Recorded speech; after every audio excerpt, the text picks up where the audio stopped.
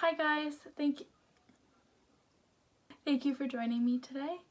Thank you for joining us today. This is my co-host for the day. This is Mayo. He needed a break from Millie, so he's up here.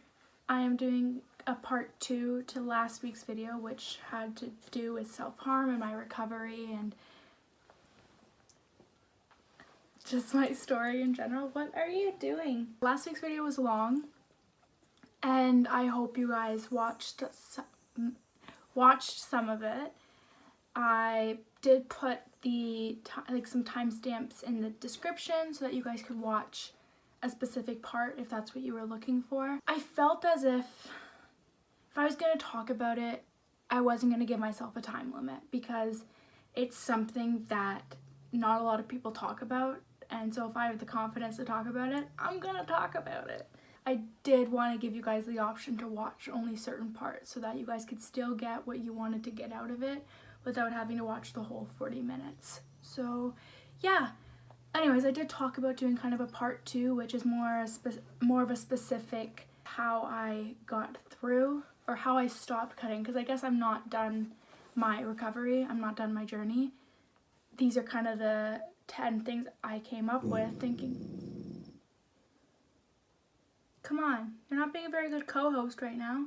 These are kind of the 10 things I could come up with that I've, looking back on, were things that really helped me get clean. So that's today's video, and happy Mental Health Monday. Thank you for joining me for another Monday. I'm very grateful that you guys are here again. And yeah, let's get started. The first thing on my 10-step recovery. Okay, let me start off by saying, I think I mentioned this in last week's video, but just because this stuff has worked for me doesn't mean that it will work for you. And because it doesn't work for you doesn't mean that you're doing it wrong or that something's wrong with you.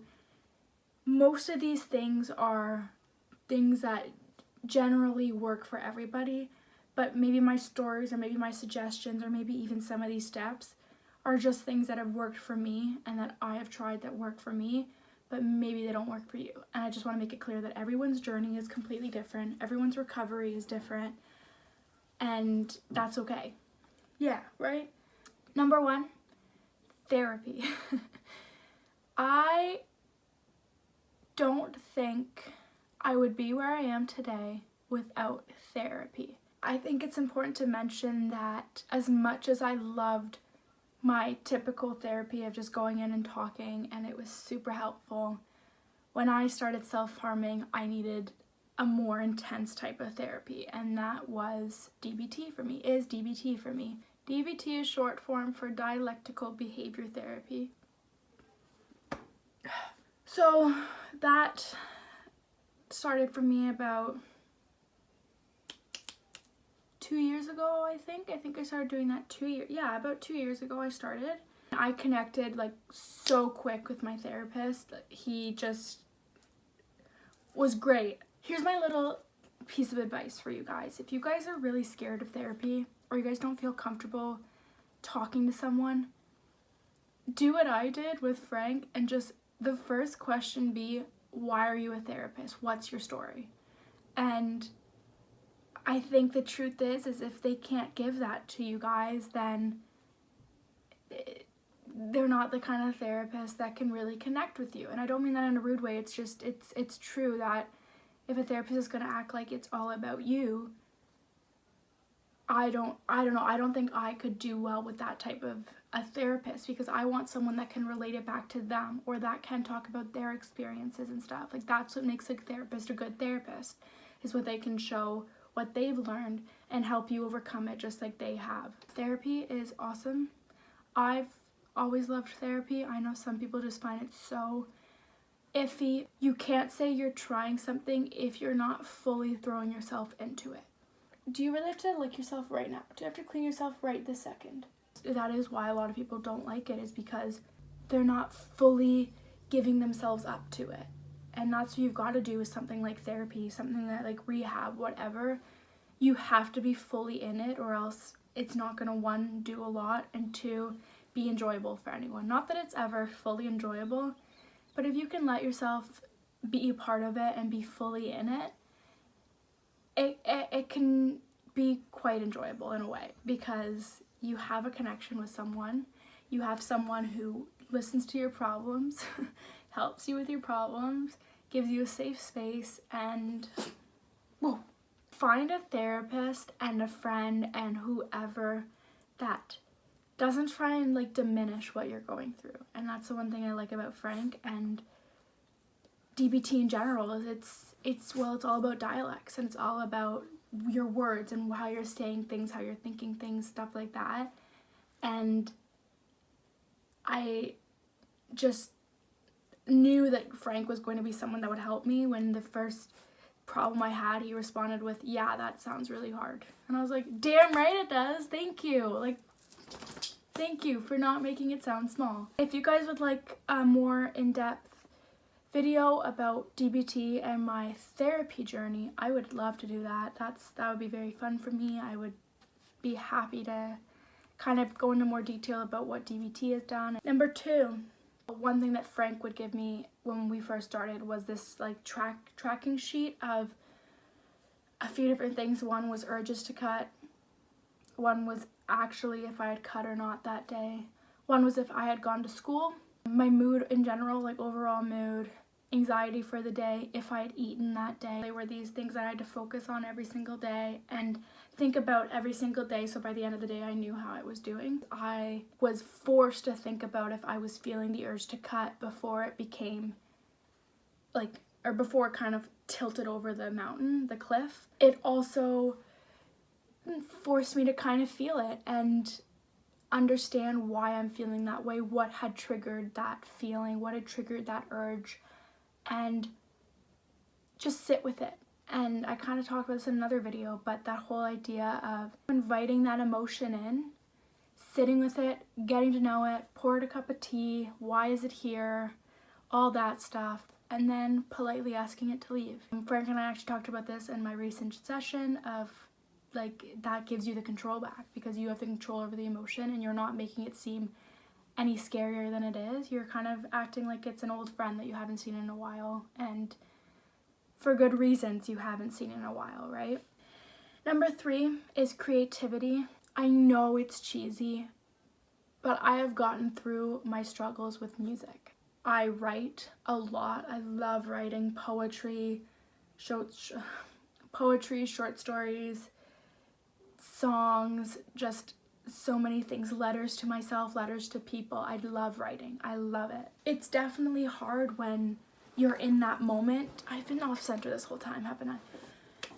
It's definitely hard when you're in that moment to try and get yourself to do that, but that's why you need to be friends with yourself and know yourself, so that you can try and get yourself to do these good things before it gets too bad that you feel, again, uncontrollable, or that you don't know how to cut it and stop it. Another thing that I did a lot, and again cheesy, but in class, if I was getting very, very anxious, or if there were times where I just could already feel the urges at night were gonna be really bad, I would draw on myself that day. Draw myself on the places that I knew were going to be the targeted areas. It reminded me that my body is this beautiful vessel that I need to take care of, and it's art, and it's full of mistakes and, you know, things that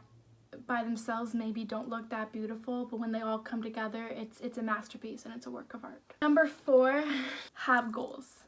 And for me, one of the main goals that stopped me from cutting was getting tattoos. And yeah, I don't know, like that for me was always just such a good reason to stop. But I thought when I had gotten my wrist tattoos that say inhale and exhale, I thought that, you know, it'd be fine. It was like 2 or 3 weeks. They were scarred over. It was fine. And I went in and she was like, no, you've got to wait like a couple of months. And it made me realize that I want to stop so I don't have to have that issue. Tattoos are they're just such a feel-good thing for me, and they make me feel so happy because they're such good reminders for me. I found that, and this sounds weird, but it's kind of like working out. Tattoos, they are healthy pain.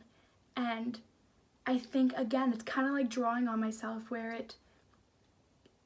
it was that pain or that reminder of something, but yet the outcome is so beautiful. And for me, at least, I loved that, and I loved the ability to be able to feel that pain but be reminded that there is something on the other side that is awesome, and that there comes something good that comes out from this. That mindset of there's something good coming out of this struggle and coming out of this journey, and I just need to fight through it and keep moving forward in order to get there, because if I had just stopped midway through the tattoo, it wouldn't have looked as good if I had finished it off. For a while, I didn't let myself get any new tattoos until I was 6 months clean or 1 year clean or whatever. Like, it was just my goal to myself as, if you can get here, then you can get another tattoo. Have goals and don't apologize for what things help your recovery, because as long as they're healthy, find your thing and don't apologize for it, ever. Not to anyone, not to yourself, just go with it. If it works, it works. Number 5, mantras. I thought these were the cheesiest things for a while, and then I really started to understand that the cheesy things are the good things usually. They're usually the things that help the most.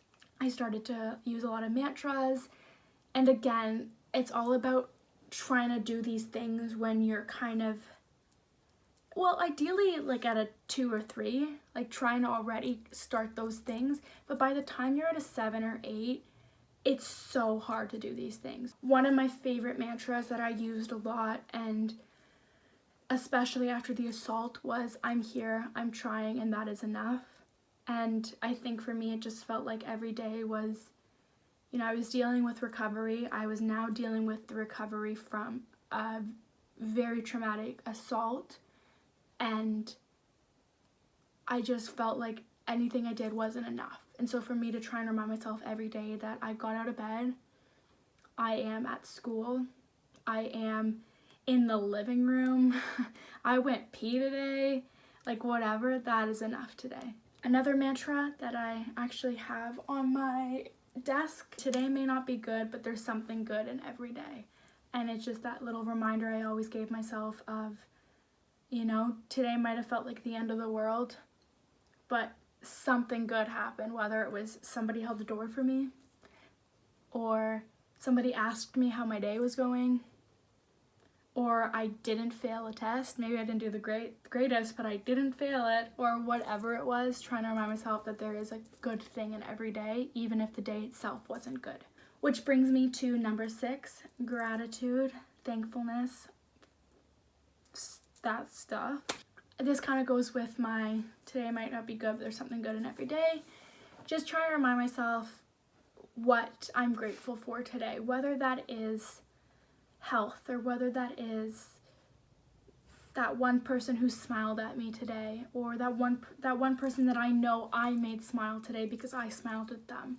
Whatever it is, trying to remind myself that this day wasn't a total bust. There was a purpose today, there was a reason today, even if that reason or purpose seemed very small. Nothing is too small.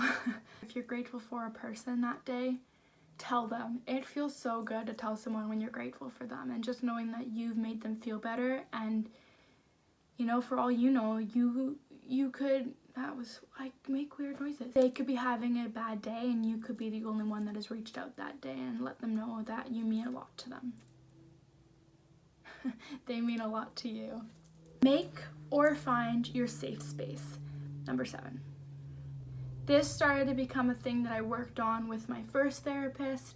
It was all about, in those anxious moments, in those really defeated moments, where is my safe space? Not necessarily to go there physically, but even just mentally, to take myself away from the situation, step back from the anxious moment for a second, and imagine myself, visualize myself in that safe space. And for me, for the longest time, it was my therapist's office. I am a firm believer in making your room your safe space, making it your little sanctuary. Find your safe space, and if you can't find it, make it. Make a space your safe space.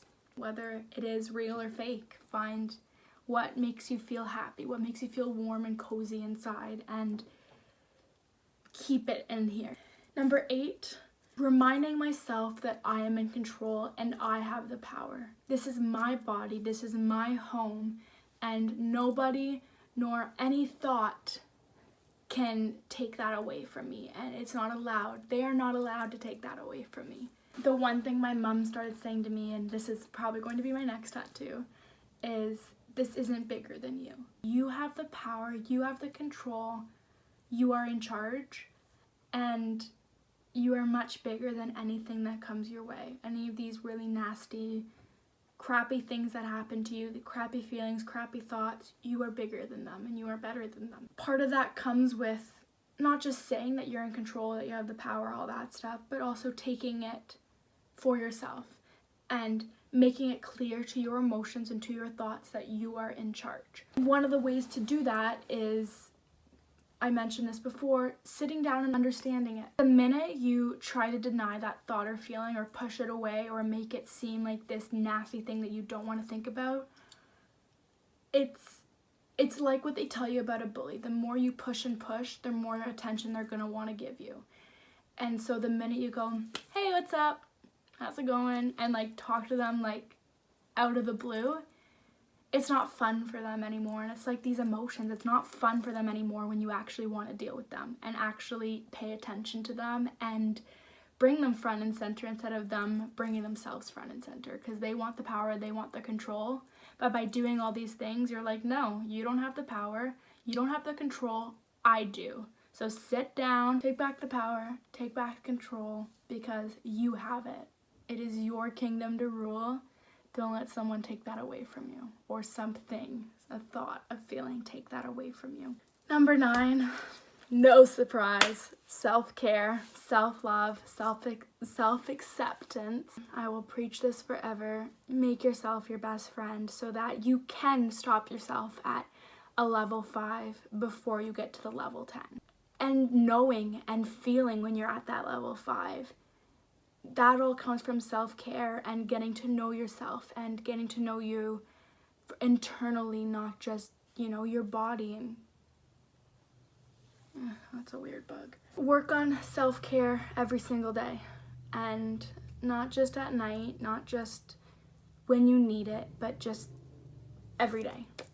Every hour, take 15 minutes just to check in. In grade 11, I would set reminders on my phone at the end of every period, and sometimes in the middle of a period if I knew that it was going to be a rough period. I would actually set the reminder that just said, how are you doing today? Or you're so close to the end of the day, you're doing so well. And it was just really nice to have that connection with myself and know that I am there for myself and I am trying. And again, we are here and we are trying. If you know a day is going to be difficult, no, screw that. Every single day, set those reminders. Whether it is a reminder that says like, how's your breathing? Are you tense right now? Are you cold? Are you hot? How are all those things going? Or whether it is, are you holding up? Check in with yourself right now. Check in with your emotions. Or maybe it is just that you are so close to the end of the day. Keep going. Have that self-care throughout the day and be best friends with yourself. That is the best advice, and I think the most important advice I could give to someone that wants to recover is find out how to become best friends with yourself and work on it every single day. Number 10, and the final one, which is probably one of the hardest, is forgiveness. I think people focus so much on forgiving other people, but the reality is forgiving others is one thing, but forgiving yourself is a whole other battle.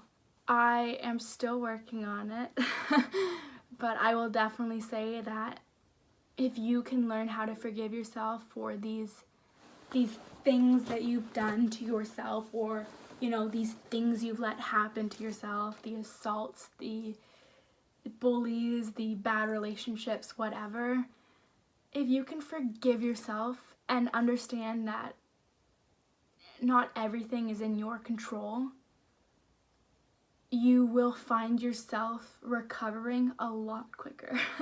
That forgiveness comes from that self-care, that self-love, and just starting the journey to recovery in general. Someone can tell you to recover all they want. Someone can send you to rehab all they want.